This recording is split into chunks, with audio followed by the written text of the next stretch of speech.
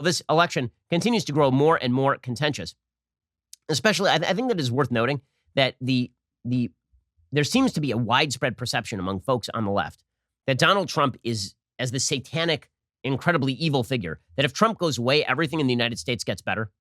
That if Trump goes away, then we have this great coming together, COVID ends, the skies shine forth, the beautiful new sun. Not true. There are grave underlying issues. These issues predated Trump. Frankly, the country, in terms of social comedy, in terms of the social fabric, the country was much better off at the very beginning of 2009, right after Obama was elected, but before Obama actually became who he became over the course of his terms. And the problems that have been ripping America apart during the Trump era did not start during the Trump era. They started during the Obama era. The Trump era was largely a response to them. And they're not going to go away if Trump goes away. This is why you're seeing the kind of violence that you are seeing against Trump supporters. Again, if this were violence against Biden supporters by Trump supporters, you know it would be front page news. It is not, therefore it is not. This happened. This was an altercation that happened in San Francisco. There's a black man in San Francisco who's protecting people who are marching for Trump from presumably members of Antifa and other violent protesters. And this guy got his front teeth knocked out. I mean, here's a little bit of video of the incident.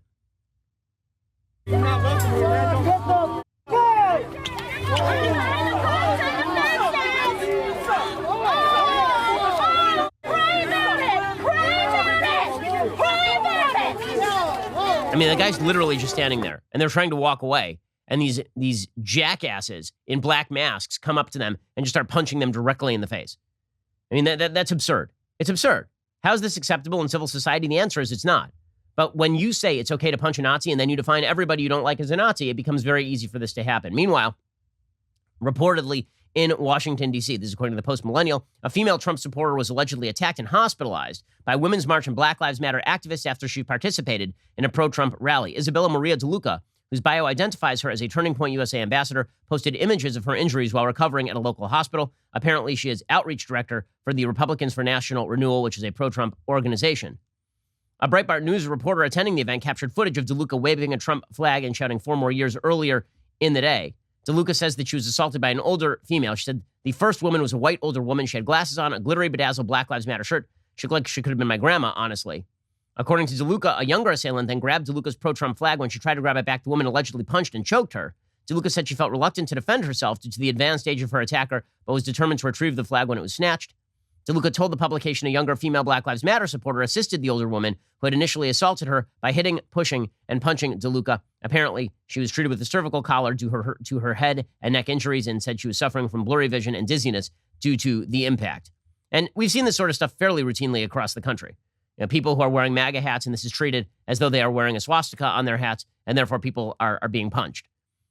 And honestly, the mainstream left may not be in favor of the violence, but they're certainly in favor of this basic idea, which is that if you vote for Trump, if you consider voting for Trump, you are evil. It's one of the reasons why I think the left is so fearful about the polling right now. Because when you castigate anybody who possibly would vote for Trump as an emissary of Satan, it turns out they stop telling pollsters that they're going to vote for Trump. And so there is this great fear out there that there's this enormous, silent Trump vote. Now, that may or may not be true. It would have to be incredibly enormous to overcome the sort of barriers to election that Trump is showing in the polls right now. The polls are narrowing just slightly. There's an IBD-TIPP poll today out showing that Trump is down 6 nationally. If Trump gets down to about down 4 nationally, then this starts to look like a very, very competitive race again. And indeed, the gap has started to narrow a little bit. That's not a shock. It usually does in the very lead up to the election.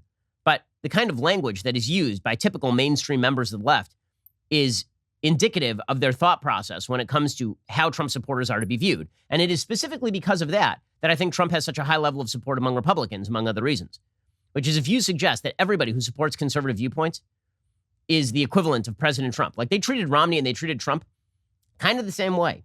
And so a lot of Republicans really resonate to the Trump line. It's not about me, it's about you. Right? They don't hate me. They don't hate you because they hate me. They hate me because they hate you. Right? I am just a stand-in for their hatred of you. I am just the face that they put on their hatred of you, many Americans who disagree with the wild left agenda. I hope you enjoyed that clip from The Ben Shapiro Show. If you did, go ahead and hit the subscribe button so you stay up to date on all of our future content.